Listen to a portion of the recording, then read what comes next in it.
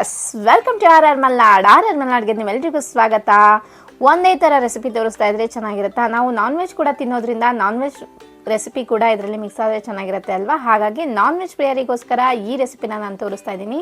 ಇಲ್ಲಿ ನಾನು ಅರ್ಧ kg ಬೋನ್ಲೆಸ್ ಚಿಕನ್ನ ಈ ರೀತಿ ಕಟ್ ಮಾಡಿ ತೊಗೊಂಡಿದ್ದೀನಿ. ಇದಕ್ಕೆ ನಾನು 1 ಟೀ ಸ್ಪೂನಷ್ಟು ಶುಂಠಿ ಬೆಳ್ಳುಳ್ಳಿ ಪೇಸ್ಟನ್ನು ಹಾಕಿದ್ದೀನಿ, ಮನೇಲೇ ಮಾಡ್ಕೊಂಡಿರುವಂಥದ್ದು. ಹಾಗೆ soya sauce 1 tea spoon, vinegar 1 tea spoon, black pepper powder 1 tea spoon, Kashmiri red chilli powder 1 tea spoon, ಉಪ್ಪು ಅರ್ಧ ಟೀ ಸ್ಪೂನ್, ಹಾಗೆ ಮೊಟ್ಟೆಯ ಬಿಳಿ ಭಾಗನ 1 ಮೊಟ್ಟೆ ತಗೊಂಡು ಬಿಳಿ ಭಾಗ ಮಾತ್ರ ಸೇರಿಸ್ಕೊಂಡಿದ್ದೀನಿ. ಮೈದಾ ಅರ್ಧ ಕಪ್ಪು, ಕಾರ್ನ್ಫ್ಲೋರು 1/4 ಕಪ್ಪು, ಎಣ್ಣೆ 2 ಟೀ ಸ್ಪೂನ್, ಫೈನಲಿ ಇದಕ್ಕೆ ಸೋಡಾ ನಾನು 1/4 ಟೀ ಸ್ಪೂನಷ್ಟು ಹಾಕ್ಕೊಂಡು ಚೆನ್ನಾಗಿ ಎಲ್ಲನೂ ಹೊಂದ್ಕೊಳ್ಳೋ ಥರ ಮಿಕ್ಸ್ ಮಾಡಿ ಕಲಿಸ್ಕೊತಾ ಇದ್ದೀನಿ. ಇದರ ನಾನು ಈ ರೆಸಿಪಿಯ ಪೂರ್ತಿ ವಿವರಣೆನ ನಾನು ಡಿಸ್ಕ್ರಿಪ್ಷನ್ ಬಾಕ್ಸಲ್ಲಿ ಹಾಕಿರ್ತೀನಿ, ನೀವಲ್ಲಿ ಚೆಕ್ ಮಾಡ್ಬೋದು. ಅದೇ ಅಳತೆನಲ್ಲಿ ಮಾಡಿ ತುಂಬಾ ಚೆನ್ನಾಗಿ ಬರುತ್ತೆ. ನಾವು ಹಾಕಿರುವಂತಹ ಎಲ್ಲ ಇಂಗ್ರೀಡಿಯೆಂಟ್ಸ್ನು ಚೆನ್ನಾಗಿ ಆ ಮೀಟ್ಗೆ ಹೊಂದ್ಕೋಬೇಕು. ಆ ರೀತಿ ಸ್ವಲ್ಪ ಪೇಷನ್ಸಲ್ಲಿ ನಿಧಾನವಾಗಿ ಕಲಿಸ್ಕೊಂಡು ಅರ್ಧ ಗಂಟೆ ನಾವಿದನ್ನು ಹಾಗೆ ಇಟ್ಬಿಡೋಣ. ನೀವು ಫ್ರೀಝರಲ್ಲಿ ಇಡೋದಾದರೂ ಓಕೆನೇ, ಹಾಗೆ ಇಡೋದಾದರೂ ಓಕೆ, ತೊಂದರೆ ಇಲ್ಲ. ಅರ್ಧ ಗಂಟೆ ಆದ ನಂತರ ನೀವು ನೋಡ್ತಾ ಇರ್ಬೋದು ಯಾವ ರೀತಿ ಎಲ್ಲ ಉಪ್ಪು ಖಾರ ಹಾಗೆ ಸಾಸ್ಗಳೆಲ್ಲ ಹೊಂದ್ಕೊಂಡಿದೆ ಅಂತ ಹೇಳಿ. ಈಗ ಇದನ್ನೊಂದು ಸತಿ ಈ ರೀತಿ ಮಿಕ್ಸ್ ಮಾಡಿಕೊಂಡು ಈಗ ಎಣ್ಣೆಯಲ್ಲಿ ಇದನ್ನು ಫ್ರೈ ಮಾಡ್ಕೋಬೇಕಾಗತ್ತೆ. ನಾನು ಎಣ್ಣೆ ಕಾಯಕ್ಕಿಟ್ಟು ತುಂಬ ಎಣ್ಣೆ ಬಳಸೋದು ಬೇಡ ನಾನ್ ವೆಜ್ಗಳಿಗೆ, ಸ್ವಲ್ಪ ಕಡಿಮೆ ಎಣ್ಣೆ ಹಾಕ್ಕೊಳ್ಳಿ, ಸ್ವಲ್ಪ ಹಾಕ್ಕೊಂಡ್ರೂ ಪರವಾಗಿಲ್ಲ. ನಾನು ಎಣ್ಣೆ ಕಾದ ನಂತರ ಈ ರೀತಿ ಮೀಟ್ಗಳನ್ನು ಎಣ್ಣೆಯಲ್ಲಿ ಫ್ರೈ ಮಾಡ್ಕೊತಾ ಇದ್ದೀನಿ ಒಂದೊಂದೇ ಬಿಟ್ಟು. ನಾವು ಮೈದಾ ಮತ್ತು ಕಾರ್ನ್ಫ್ಲೋರ್ನ ಹಾಕಿದ್ವಿ ಅಲ್ವಾ, ಹಾಗಾಗಿ ನಾವು ಹಾಕಿರುವಂತಹ ಮಸಾಲೆ ಎಣ್ಣೆಯಲ್ಲಿ ಬಿಟ್ಕೊಳ್ಳೋದಿಲ್ಲ, ಕ್ಲೀನಾಗಿ ಆ ಮಾಂಸಕ್ಕೆ ಹಿಡ್ಕೊಂಡಿರುತ್ತೆ. ಯಾವುದೇ ತೊಂದರೆ ಇಲ್ಲದೆ ನೀವು ನಿಧಾನವಾಗಿ ಪೇಷನ್ಸಲ್ಲಿ ಒಂದೊಂದೇ ಈ ರೀತಿ ಬಿಟ್ಕೊಳ್ಳಿ. ತುಂಬ ಹೈ ಫ್ಲೇಮಲ್ಲಿ ಇಡಬೇಡಿ, ಮಾಂಸ ಬೆಂದಿರೋದಿಲ್ಲ, ಆವಾಗಲೇ ನಿಮಗೆ ಮೇಲೆಲ್ಲ ಕಪ್ಪಗಾಗಿಬಿಟ್ಟಿರುತ್ತೆ. ಹಾಗಾಗಿ ಮೀಡಿಯಮ್ ಫ್ಲೇಮಲ್ಲಿ ಇಟ್ಕೊಂಡು ಸ್ವಲ್ಪ ಪೇಷನ್ಸಲ್ಲಿ ಇದು ಫ್ರೈ ಆಗೋದಕ್ಕೆ ಬಿಟ್ಟ ಮೇಲೆ ಒಂದು 4 ನಿಮಿಷ ನೀವು ಅದನ್ನು ಟಚ್ ಮಾಡೋಕ್ಕೆ ಹೋಗಬೇಡಿ.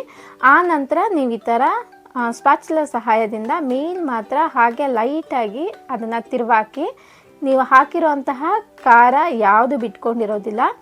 ಇದಾಗಿ ಒಂದು 10 ನಿಮಿಷ ಹತ್ತತ್ರ ಆದಮೇಲೆ ನಿಮಗೆ ಈ ರೀತಿ ಇದು ಗೋಲ್ಡನ್ ಕಲರಲ್ಲಿ ಫ್ರೈ ಆಗಿರುತ್ತೆ. ಈಗ ಇದನ್ನು ತೆಕ್ಕೋಬೇಕು.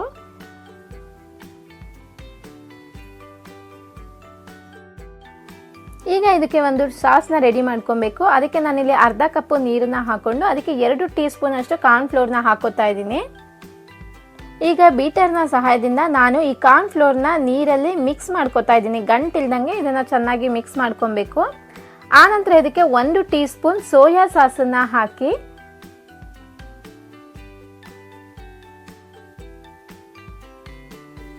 ನಂತರ 2 ಟೀ ಸ್ಪೂನ್ ಟೊಮೆಟೊ ಸಾಸ್ನ ಹಾಕೋತಾ ಇದ್ದೀನಿ. ಇದು ಹೋಮ್ ಮೇಡ್ ಮನೇಲೇ ಮಾಡಿರುವಂತಹ ಟೊಮೆಟೊ ಸಾಸು. ನೀವು ಮನೇಲಿ ಮಾಡೋಕ್ಕಾಗಿಲ್ಲ ಅಂದರೆ ಹೊರಗಡೆಯಿಂದ ತರ್ಬೋದು. ನನ್ನ ಹತ್ರ ಹೊರಗಡೆ ಸಿಗಲಿಲ್ಲ, ಹಾಗಾಗಿ ನಾನು ಮನೇಲೇ ಮಾಡ್ಕೊಂಡಿದ್ದೆ. ಪ್ಯೂರಾಗಿ ಫ್ರೆಶ್ ಆಗಿ ಚೆನ್ನಾಗಿತ್ತು. ಹಾಗೆ 1/4 ಕಪ್ಪು ನಾನು ಒಂದು 3 ಟೊಮೆಟೊನ ಪೇಸ್ಟ್ ಮಾಡಿ ತೊಗೊಂಡಿದ್ದೆ, ಅದನ್ನು ಕೂಡ ಸೇರಿಸ್ಕೊತಾ ಇದ್ದೀನಿ. 1 ಟೀ ಸ್ಪೂನ್ ರೆಡ್ ಚಿಲ್ಲಿ ಸಾಸ್ನ ಹಾಕ್ಕೊಂಡಿದ್ದೀನಿ. ಮತ್ತು ಇದಕ್ಕೆ ನಿಮಗೆ ಖಾರ ಬೇಕು ಅಂತ ಅನಿಸಿದ್ರೆ ಸ್ವಲ್ಪ ಖಾರದ ಪುಡಿನ ಸೇರಿಸ್ಕೋಬೋದು, ಹಾಗೆ ಇಲ್ಲ ಅಂದರೆ ಕಾಶ್ಮೀರಿ ರೆಡ್ ಚಿಲ್ಲಿ ಪೌಡರ್ನ ಸೇರಿಸ್ಕೋಬೋದು. ಇದು ಸ್ವಲ್ಪ ಸ್ಪೈಸಿ ಆಗಿದ್ದಷ್ಟು ನಿಮಗೆ ಒಳ್ಳೆ ಟೇಸ್ಟ್ ಕೊಡುತ್ತೆ, ಚೆನ್ನಾಗಿರುತ್ತೆ.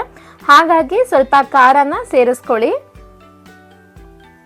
ಫೈನಲಿ ನಾನು ಒಂದು ಪ್ಯಾನಿಗೆ ಎಣ್ಣೆನ ಬಿಸಿ ಮಾಡಿಕೊಂಡು, ಎಣ್ಣೆ ಬಿಸಿ ಆದ ನಂತರ ನಾನು ಒಂದು 2 ಗೆಡ್ಡೆ ಬೆಳ್ಳುಳ್ಳಿ ತೊಗೊಂಡಿದ್ದೆ, ಅದನ್ನು ಸಣ್ಣದಾಗಿ ಚಾಪ್ ಮಾಡ್ಕೊಂಡಿದ್ದೆ, ಅದನ್ನು ಒಂದು 2 ಟೀ ಸ್ಪೂನ್ ಅಷ್ಟು ಸೇರಿಸ್ಕೊಂಡಿದ್ದೀನಿ. ಹಾಗೆ ಶುಂಠಿ 1 ಟೀ ಸ್ಪೂನ್ ಹಾಕ್ಕೊಂಡು ಎಣ್ಣೆಯಲ್ಲಿ ಫ್ರೈ ಮಾಡಿಕೊಂಡು ನಂತರ ಇದಕ್ಕೆ ನಾನು ಈರುಳ್ಳಿನ ಈ ರೀತಿ ಕಟ್ ಮಾಡ್ಕೊಂಡಿದ್ದೆ, ಅದನ್ನು ಕೂಡ ಒಂದು ಈರುಳ್ಳಿ ಕಟ್ ಮಾಡ್ಕೊಂಡಿದ್ದೆ ಅಲ್ವಾ, ಅದನ್ನು ಕೂಡ ಹಾಕ್ಕೊಂಡು ಫೈನಲಿ ಇದಕ್ಕೆ ನಾನು ಒಂದು ಕ್ಯಾಪ್ಸಿಕಮ್ನ ಆ್ಯಡ್ ಮಾಡಿಕೊಂಡು ಫ್ರೈ ಮಾಡ್ಕೊತಾ ಇದ್ದೀನಿ. ಇದು ತುಂಬ ಫ್ರೈ ಆಗೋದು ಬೇಡ, ಸ್ವಲ್ಪ ಕ್ರಿಸ್ಪಿ ಆಗೇ ಇರಬೇಕು. ಸೊ ಆ ರೀತಿ ಲೈಟಾಗಿ ಅರ್ಧ ಫ್ರೈ ಮಾಡಿಕೊಂಡ್ರೆ ಸಾಕು. ಆ ನಂತರ ಇದಕ್ಕೆ 1 ಟೀ ಸ್ಪೂನಷ್ಟು ಬ್ಲ್ಯಾಕ್ ಪೆಪ್ಪರ್ ಪೌಡರ್ನ ಸೇರಿಸ್ಕೊತಾ ಇದ್ದೀನಿ, ಅದನ್ನು ಕೂಡ ಇವಾಗ ಸ್ವಲ್ಪ ಫ್ರೈ ಮಾಡ್ಕೊಳ್ಳೋಣ.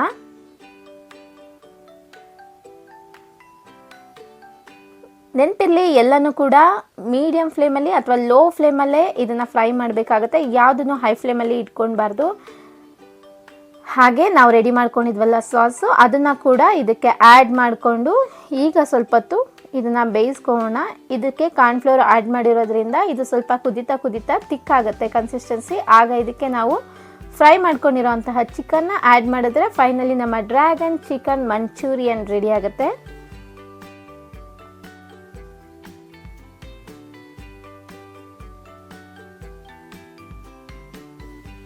ತುಂಬ ಈಸಿಯಾಗಿ ಮಾಡ್ಕೊಬೋದು, ಬೇಗ ಮಾಡ್ಕೊಬೋದು, ಟೇಸ್ಟ್ ಕೂಡ ಅಷ್ಟೇ ಚೆನ್ನಾಗಿರುತ್ತೆ. ಹೊರಗಡೆ ತಿನ್ನೋದಕ್ಕಿಂತ ನಾವು ಮನೆಯಲ್ಲೇ ಈ ರೀತಿ ರೆಸಿಪಿಗಳನ್ನು ಮಾಡೋದ್ರಿಂದ ಮನೇಲಿರೋರ್ಗೂ ಖುಷಿಯಾಗುತ್ತೆ, ಹೊರಗಡೆ ಹೋಗಬೇಕು ಅಂತ ಅನಿಸಲ್ಲ, ಹಾಗೆಯೇ ಫ್ರೆಶ್ ಆಗಿ ಕೂಡ ಇರುತ್ತೆ. ನಾವು ಬಳಸಿರೋಂತಹ ಸಾಸ್ಗಳೆಲ್ಲ ಆದಷ್ಟು ಆರೋಗ್ಯಕ್ಕೆ ಒಳ್ಳೇದು ಅಲ್ಲ, ಆದರೆ ಬಾಯಿ ಕೇಳಲ್ವಲ್ಲ, ಅಪರೂಪಕ್ಕೊಮ್ಮೆ ಈ ರೀತಿ ತಿನ್ನೋದ್ರಿಂದ ಏನೂ ತೊಂದರೆ ಇಲ್ಲ. ಆದರೆ ಹೆಚ್ಚಾಗಿ ಬಳಸೋದು ಬೇಡ. ಹಾಗೆ ಮನೆಯಲ್ಲಿ ಈ ಸಾಸ್ಗಳನ್ನು ಫ್ರೆಶ್ ಆಗಿ ಮಾಡ್ಕೊಳ್ಳೋದ್ರಿಂದ ಆರೋಗ್ಯನ ಇದ್ದಿದ್ರಲ್ಲಿ ಸ್ವಲ್ಪ ಜೋಪಾನ ಮಾಡ್ಬೋದು. ಈಗ ಚಿಕನ್ನ ಎಲ್ಲ ಹಾಕ್ಕೊಂಡು ಸ್ವಲ್ಪ ಒಂದು ಮಿಕ್ಸ್ ಕೊಟ್ಟು ಆ ನಂತರ ಫ್ಲೇಮ್ ಆಫ್ ಮಾಡಿದ್ರೆ ನಮ್ಮ ಡ್ರ್ಯಾಗನ್ ಚಿಕನ್ ಮಂಚೂರಿಯನ್ ರೆಡಿ ಆಗಿದೆ.